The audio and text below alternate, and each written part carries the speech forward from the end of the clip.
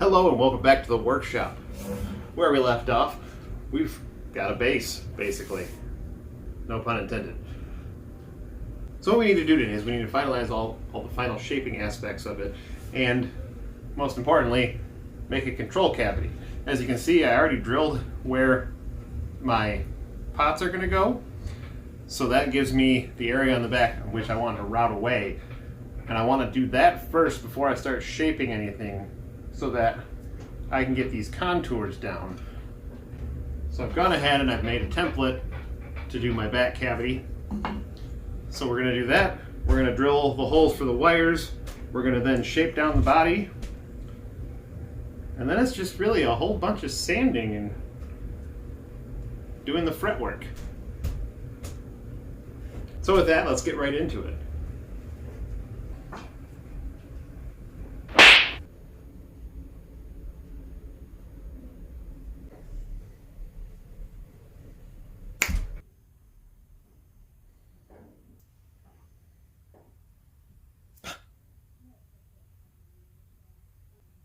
And just like that, we have electronics cavity.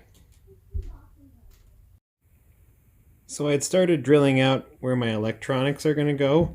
This one turned out just fine, but as I was drilling this and checking the angle right here, I didn't like where that was going, so instead I have taken out the strip in the middle here, and I'm just going to inlay a new piece in there, giving an open channel all the way through for those wires to run through.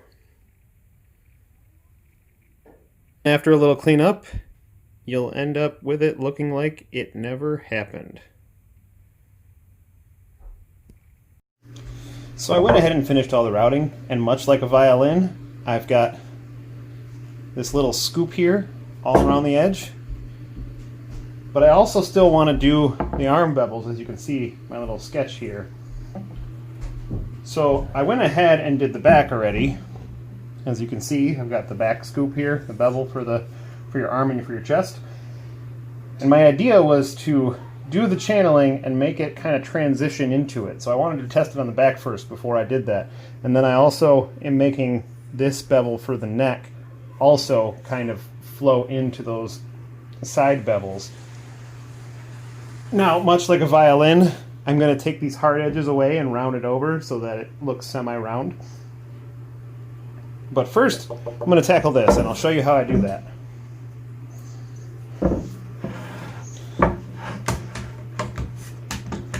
I like to clamp it firmly to my bench. In this case, one clamp will do, because I'm only working on this small corner here. And we go back to the good old angle grinder. Now, instead of using a heavy carving disc, I switched to these flap discs. They still take off a lot of material, but it's less aggressive as that carving bit. So that way you have a little, I say a little bit, more control over the angle grinder. You still want to go slow and take small passes, just to ensure you don't take too much material off.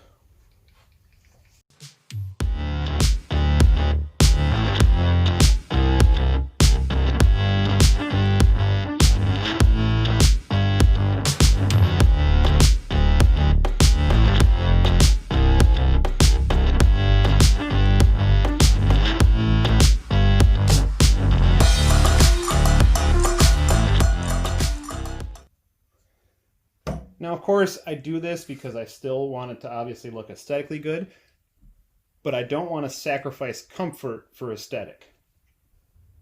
So after all is said and done, when I take away these hard edges here, you won't really notice this belly carve anymore, which to the eye is perfectly fine. So I think I'm going to take away a little more material. I'm actually going to go lower than what this carve is, but I'm going to try and follow a nice clean line just to make it so that it still flows into it. And then when all that is said and done, you should end up with something like this. I wanted to talk a minute about drop fills. I don't usually show this because it's a tedious process and it's boring, but I figured I'd give a few tips.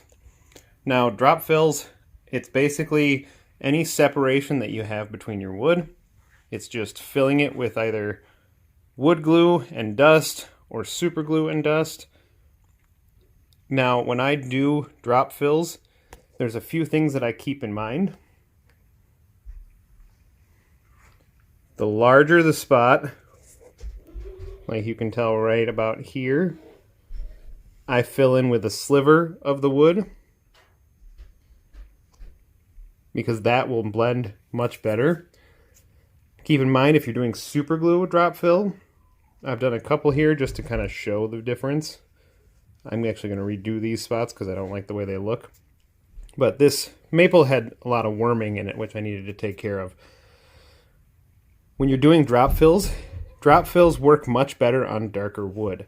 The darker wood hides it better. So you can see kind of right here where it kind of blends. Once I get that all sanded and down to where it needs to be, that'll mostly disappear once I put the oil on it. The difference between the dark wood and the light wood is that the super glue stains the wood. So you can see there's a seam right here. It's got some of the super glue that bled from this corner here. You can see how that color changed. Now when you add any color to any of your wood, that color is going to stand out when you put oil on it.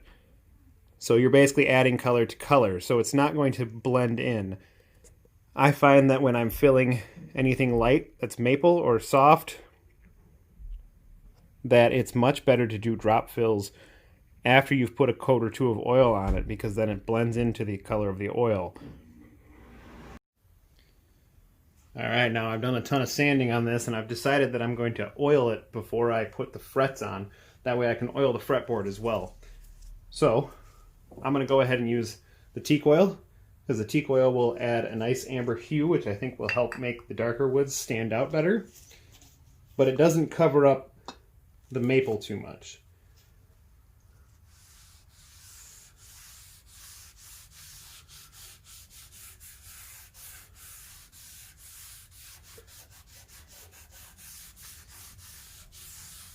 Now look at that contrast.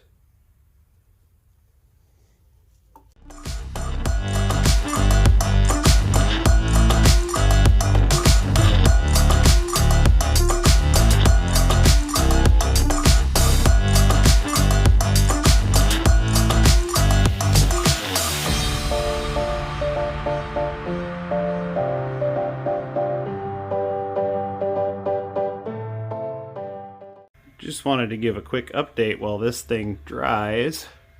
This is about the second coat. So in the meantime, I'm making knobs. So I've already made this one. Just wanted to give a little insight into how I make these. I've got this little Dremel lathe, which is great for jewelry. It doesn't take huge stock, but for making small parts, it's great. I've got a knurled knob here just for reference, just to get the size down. You see I've already got the second one going. So basically what I do is I take a hole saw and I cut these down to size, or at least close to. So this is about 2 millimeters wider than what I need. Get it down to the thickness that I want, and then from there I just profile the size.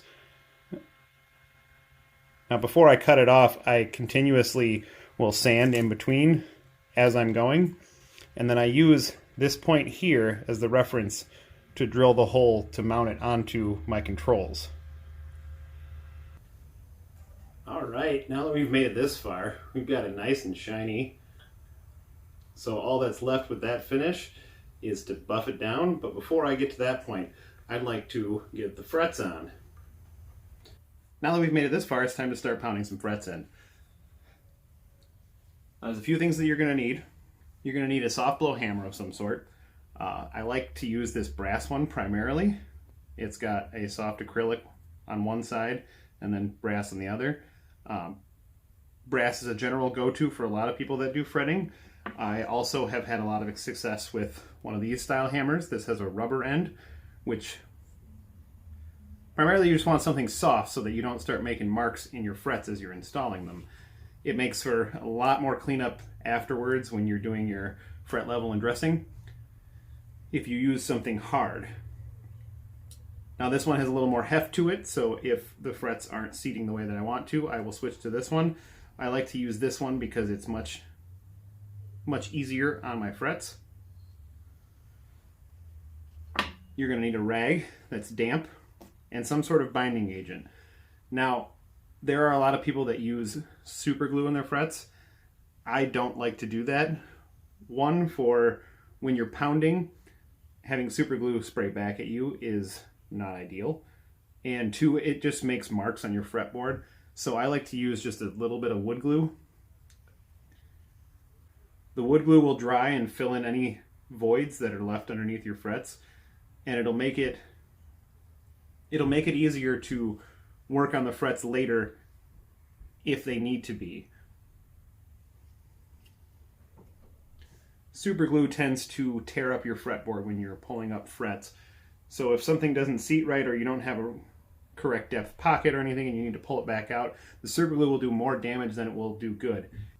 It will hold them in place, but it's just much messier in the end.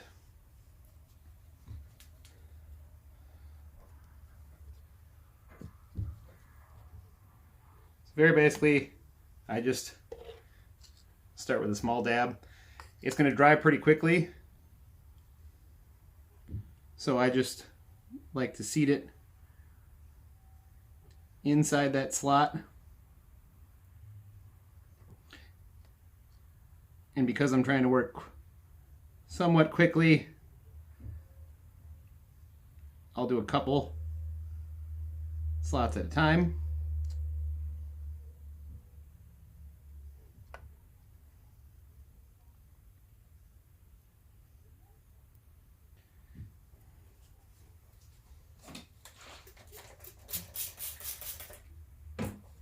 I'm just going to take my damp rag,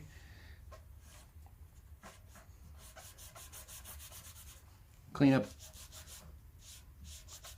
the excess on the outside.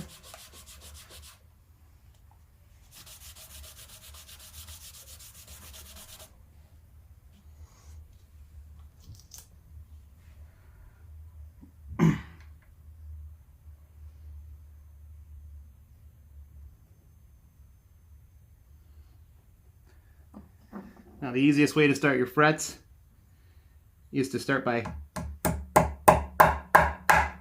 tapping in the outer parts first.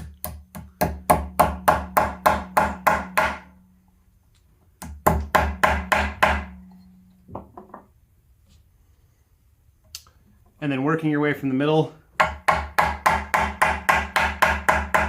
to seat them the rest of the way.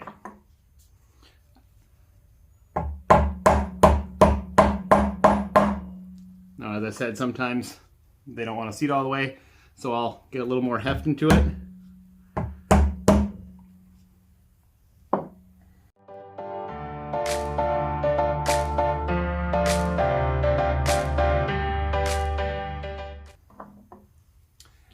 And then you just keep working like that all the way down.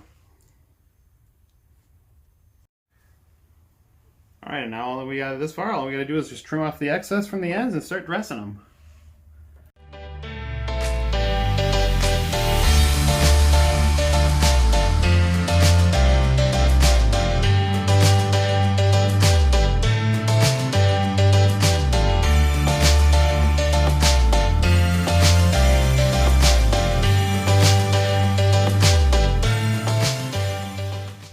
Alright, well, now that we've made it this far, all that's really left is to clean up these frets and put it together.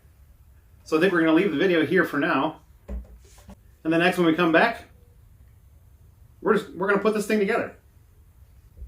Now between videos, I'm going to go ahead and do the fret level and dressing. If that's something that you want a tutorial on, please let me know in the comments below. I'd be happy to put one together, but I mean, you've seen it once, you've seen it a million times. So for this build, I think I'm just going to go ahead and skip forward into just putting this together. As always, if you like what you've seen, don't forget to like, comment, and subscribe, and we'll see you in the next one. Bye.